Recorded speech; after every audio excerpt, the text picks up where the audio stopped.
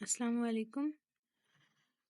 Operating system की definition पढ़ लेने के बाद, उसके यूजेस देख लेने के बाद, अब हम नेक्स्ट आते हैं इसके आर्किटेक्चर पर, जिसमें हम देखेंगे कि ऑपरेटिंग सिस्टम किस तरह से पूरे कंप्यूटर के अंदर वर्किंग परफॉर्म करता है। कोई भी चीज़ स्टैंड अलोन, कहने का ये मतलब कि कोई भी चीज़ अकेली भी काम कभी भी नहीं करती। हर चीज़ को किसी ना किसी हेल्पर की ज़रूरत पड़ती है कोई ना कोई काम करने के लिए, वो फिर चाहे इंसान हो चाहे कोई मशीन हो। तो ऑपरेटिंग सिस्टम के भी कुछ कंपोनेंट्स हैं, तो उनको देखेंगे इसमें। The architecture of an operating system involves various components. इसके आर्किटेक्चर के अंदर भी बहुत से कंपोनेंट्स आते हैं and processes to manage the computer resources efficiently. हमने इनके यूजेस में ये देखा था कि ऑपरेटिंग सिस्टम जो है वो रिसोर्स एलोकेशन के लिए इस्तेमाल होता है, ऐसे ही है ना। इसके अलावा हमने ये भी कहा था कि जो ऑपरेटिंग सिस्टम है वो वर्किंग को एफिशिएंटली परफॉर्म करता है, क्योंकि हमारी जो एप्लीकेशंस जो बन रही होती हैं वो बल्कि नहीं रहती फिर। तो इस वजह से ये कह रहे हैं कि इसमें एक तो कंपोनेंट्स डिफरेंट किस्म के हैं, और दूसरी ये कि ये इस तरह के प्रोसेसेस अप्लाई करता है जिससे कि हम अपने कंप्यूटर रिसोर्सेज को इजीली और एफिशिएंटली मैनेज कर लें। Let's break down the steps involved in the architecture, including input operation, processing, output operation, and the use of table of pointer for task prioritization. अब इसके अंदर ना हमने प्रॉपर वर्किंग देखनी है। तो उन्होंने ये कहा है कि हम इसके आर्किटेक्चर को किस तरह से रीड करते हैं, तोड़कर इसके ना कुछ हम लोग इसको डिवाइड करके छोटे छोटे हिस्सों में फिर देखते हैं, ताकि हमें इजीली इसकी समझ आ जाए। और उसके बाद हम लोगों ने एक चीज पढ़नी है जो कि है हमारे पास टास्क प्रायोरिटाइजेशन। तो प्रायोरिटी का क्या मतलब होता है, हमें पता है कि प्रायोरिटी का मतलब होता है कि किसी चीज को किसी दूसरी चीज पर तरजीह देना। तो यहाँ पर ये क्या काम करेगा और ये टेबल ऑफ पॉइंटर्स क्या है, ये चीज हम देखेंगे इसमें। तो इसके आर्किटेक्चर में जो हम पहली चीज पढ़ेंगे वो होंगी इनपुट ऑपरेशंस। जब भी हमने पूरा कोई प्रोसेस परफॉर्म करना होता है कंप्यूटर के अंदर, तो हम उसे इनपुट देते हैं। कोई ऑपरेशन परफॉर्म करना है तो इनपुट देंगे, वो प्रोसेसिंग अप्लाई करेगा और आउटपुट जनरेट करेगा। तो द वेरी फर्स्ट स्टेप क्या होता है, इनपुट देना। तो इनपुट किसके जरिए दी जा सकती है, इनपुट डिवाइसेस के जरिए। तो हम ये चीज देख रहे हैं यहाँ पर कि इनपुट डिवाइसेस क्या होंगे। ठीक है, इनपुट डिवाइसेस क्या है, एक्सटर्नल डिवाइसेस लाइक कीबोर्ड, माइस। माइस यानी ये यहाँ पर उन्होंने क्या लिखा हुआ है, प्लूरल लिखा हुआ है, यानी जमा। कीबोर्ड्स और mice generate input signals. Input signal generate करते हैं ये सारे डिवाइसेस, चाहे कीबोर्ड हैं चाहे माउसेस हैं, यानी कि माउसेस जितने भी सारे हैं। तो एक्सटर्नल डिवाइसेस या पेरिफेरल डिवाइसेस भी इन्हें हम कह सकते हैं, राइट। तो ये डिवाइसेस ऐसे हैं जो इनपुट सिग्नल जनरेट करते हैं जब भी हम इनके ऊपर कोई एक्शन परफॉर्म करते हैं। लाइक अगर हम किसी माउस को राइट क्लिक करते हैं या लेफ्ट क्लिक करते हैं, तो ये उस तरह का एक सिग्नल जनरेट करता है कि वो बताता है। अब देखें, एक ही माउस है ना, एक ही माउस पे जब हम दो तरह के क्लिक्स करते हैं, राइट या लेफ्ट, तो राइट करने पर राइट का ही काम हो रहा है और लेफ्ट पर लेफ्ट का ही हो रहा है। इसका मतलब कि पीछे जो जनरेशन ऑफ सिग्नल्स है वो किसी तरह से ऐसे सेटअप है कि बिल्कुल ठीक उसके पास हमारी इंफॉर्मेशन जा रही है, जो हम करना चाह रहे हैं वही एक्शन परफॉर्म हो रहा है। सेकंड जो चीज इसमें आएगी वो ये है कि device controllers manage communication between the device and the computer. अब अगर मैं आपसे एक बात पूछूं, आपके कीबोर्ड्स और आपके माउसेस आपके मॉनिटर से अलग है ना, आपके सीपीयू से अलग है।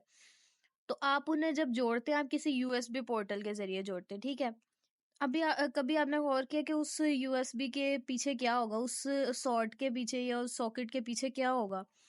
तो उसके पीछे हमारे पास डिवाइस कंट्रोलर्स आते हैं, जो क्या करते हैं कि हमारे जो डिवाइसेस होते हैं, जैसे हमारे माउस हैं, हमारे कीबोर्ड्स हैं, उन्हें जोड़ते हैं किसके साथ, हमारे सीपीयू के साथ। सीपीयू फर्दर उसे कम्युनिकेट करने में मदद देते हैं। अब आपने ये भी देखा होगा कि कई कंप्यूटर्स में ब्लूटूथ फैसिलिटी नहीं होती, लेकिन अगर हम उसके ऊपर कोई ऐसा डिवाइस लगा दें जो वायरलेस एबिलिटी रखता हो, तो क्या होगा कि वो सिग्नल्स के थ्रू कम्युनिकेशन कर सकेगा। ठीक है, अब इंटरनेट भी देख लें आप। इंटरनेट जो हमारे पास डेस्कटॉप कंप्यूटर्स होते हैं जो आम हमारे घरों में होते हैं, उनके अंदर वायर के साथ आते हैं, ठीक है, वायर के थ्रू कनेक्ट होते हैं।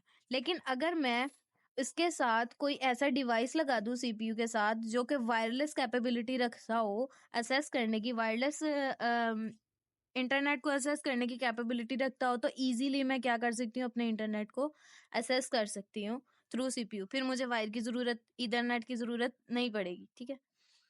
तो ये दोनों चीजें आती हैं हमारी इनपुट ऑपरेशन में। इसके अलावा डिवाइस कंट्रोलर को दोबारा और देख लेते हैं थोड़ा सा।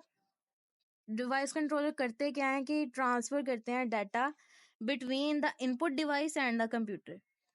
आप कीबोर्ड पे क्लिक करते हैं ना, ठीक है, आपने जो कीबोर्ड है ना उस पे क्लिक करना है, और आपने जो की प्रेस किया, लाइक अगर आपने ए प्रेस किया तो मॉनिटर पे क्या शो हो रहा है, ए ही शो हो रहा है।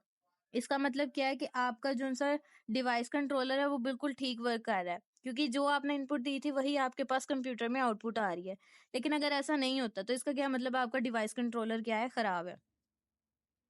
इसके बाद हमारे पास ये आता है कि किस तरह से ये कन्वर्जन करता है। ये कन्वर्ट करता है डिवाइस स्पेसिफिक सिग्नल्स को, स्पेसिफिक टाइप से सिग्नल्स होते हैं, इनको कुछ इस तरह के फॉर्मेट में कन्वर्ट करता है कि कंप्यूटर को या ऑपरेटिंग सिस्टम को समझ आ जाए कि जो यूजर है वो करना क्या चाह रहा है।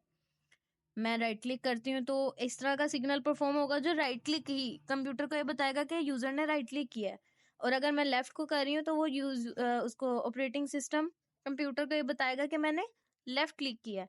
तो ये चीज भी किससे कवर होती है, डिवाइस कंट्रोलर से। अब जिस तरह से हमारे इनपुट डिवाइसेस हमारे डिवाइस कंट्रोलर के जरिए हमारे सिस्टम के पास आते हैं, उसको बताते हैं कि किस तरह से ये काम होगा।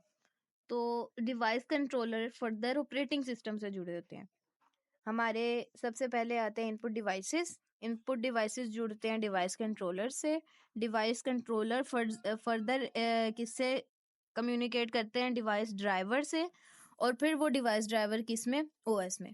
अब डिवाइस ड्राइवर क्या है, ड्राइवर का आपको पता है ना क्या चीज होती है ड्राइवर। ड्राइवर ये होता है कि जैसे अगर आपके पास एक गाड़ी है ना, तो उसने उसको चलाना है, राइट। इसी तरह कंप्यूटर के अंदर कोई, जब आप हार्डवेयर नया इंसर्ट करते हैं ना, कोई हार्डवेयर कोई चीज अटैच करते हैं उसके साथ, तो ये जरूरी है कि उस ऑपरेटिंग सिस्टम में उसका ड्राइवर मौजूद हो ताकि उसको चला सके।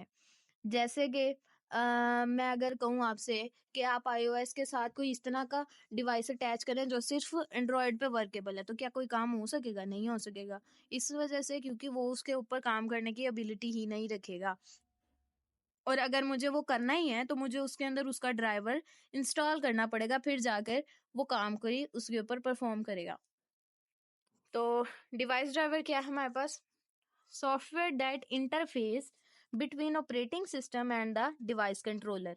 अब ये डिवाइस कंट्रोलर और ऑपरेटिंग सिस्टम के दरमियान एक इंटरफेस के तौर पर, एक ब्रिज के तौर पर काम करता है। जिस तरह से डिवाइस कंट्रोल, ये हमारा इनपुट हमारी सिस्टम और इसके दरमियान आता है ना, ऑपरेटिंग सिस्टम के दरमियान और इनपुट डिवाइसेस के दरमियान, उसी तरह ये इनके दरमियान आता है। तो दूसरी चीज जो इसमें आती है वो ये आती है कि ट्रांसलेट करता है जेनेरिक इनपुट को किसमें, रिक्वेस्ट में, जो कि ऑपरेटिंग सिस्टम की तरफ से होती है, input specific into specific commands for the device controller.